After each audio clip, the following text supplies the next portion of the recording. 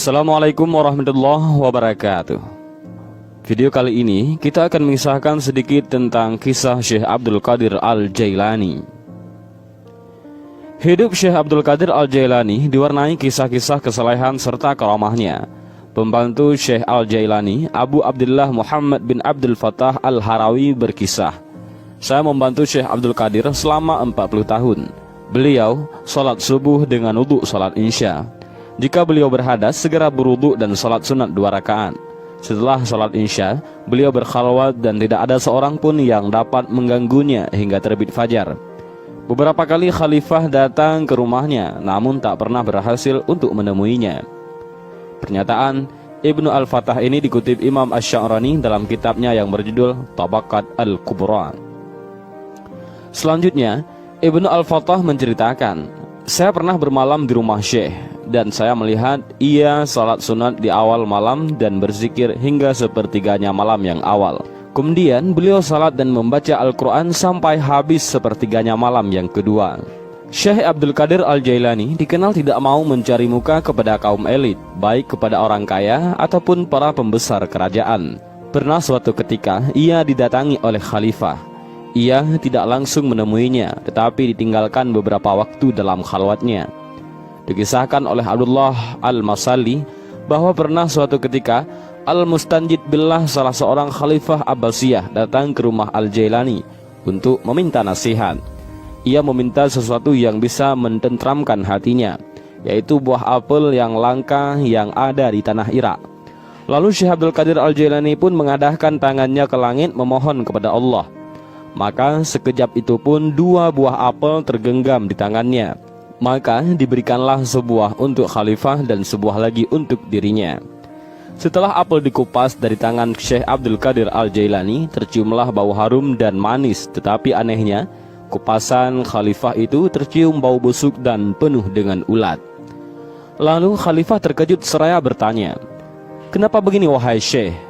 Beliau menjawab, "Ia busuk dan berulat karena dijamah oleh tangan seorang zalim, dan ia harum dan wangi karena dijamah oleh seorang wali Allah."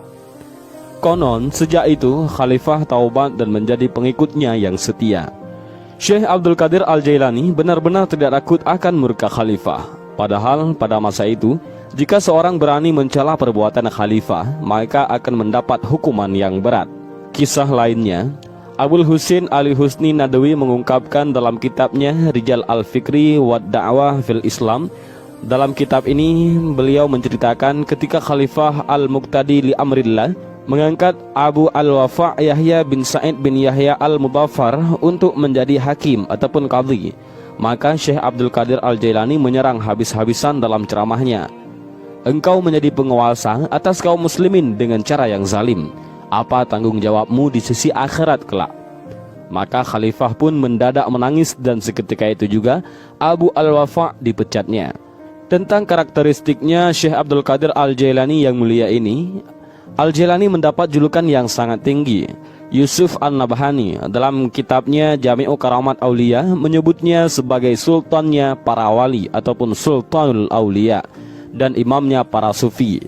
Demikian pula Izzuddin bin Abdussalam dan Ibnu Taimiyah yang dinukil secara mutawatir mengatakan bahwa Al-Jailani mempunyai banyak karamah melebihi para wali di masanya.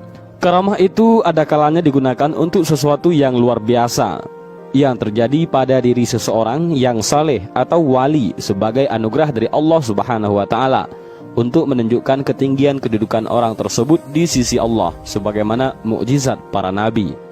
Para pengikutnya meyakini karamah Syekh Abdul Qadir Al-Jailani yang terpenting adalah menghidupkan hati dan jiwa yang mati, menanamkan keimanan, menanamkan rasa takut kepada Allah Subhanahu wa taala serta menyalakan jiwa untuk berbakti kepada Allah.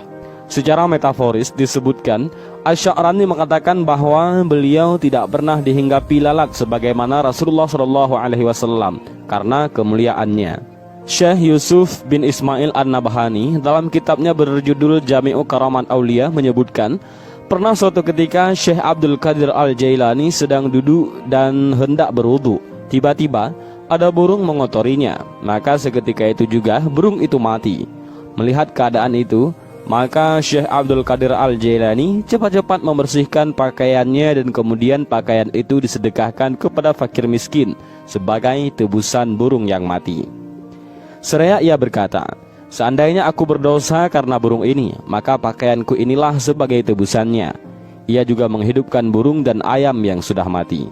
Sedangkan Abu Ahmad Abdul Hamid dalam bukunya yang berjudul Jawahir Al-Asani ala Lujjain Abbani mengutip Umar Usma Asy-Syarafi dan Abu Muhammad Abdul Haq Al-Harami mengatakan bahwa beliau juga mempunyai kekuatan yang luar biasa, bisa menaklukkan musuh dari jauh. Dengan kekuatan batinnya, ia menangkap seseorang dari kejauhan. An-Nabhani masih dalam kitabnya yang berjudul Jami'ul Karamat Aulia mencontohkan tentang apa yang dikisahkan Saraj tentang Abu Al-Mudhaffar Al-Hasan. Al-Hasan adalah seorang pedagang besar Baghdad. Pada suatu ketika ia menghadap kepada Syekh Hamad Ad-Dabasi, seorang tokoh besar dan guru tarekat Al-Jailani, dengan maksud meminta restu agar dalam berniaga mendapat keselamatan dan keuntungan. Tetapi Syekh Hamad tidak memperkenankan karena akan ada bahaya maut dan perampok yang hendak menghabiskan barang dagangannya. Sepulang dari Syekh Hamad, pedagang tersebut bertemu Syekh Abdul Qadir Al-Jailani di tengah perjalanan. Maka diceritakanlah semua yang difatwakan oleh Syekh Hamad. Mendengar semua cerita itu, maka berkatalah Syekh Abdul Qadir Al-Jailani, "Berlayarlah tahun ini, pasti engkau selamat dan pulang dengan membawa keuntungan yang besar.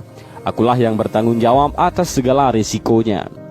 Beberapa saat kemudian, Abu Al-Mudhaffar pun berangkat menuju negeri Syam ataupun Syria.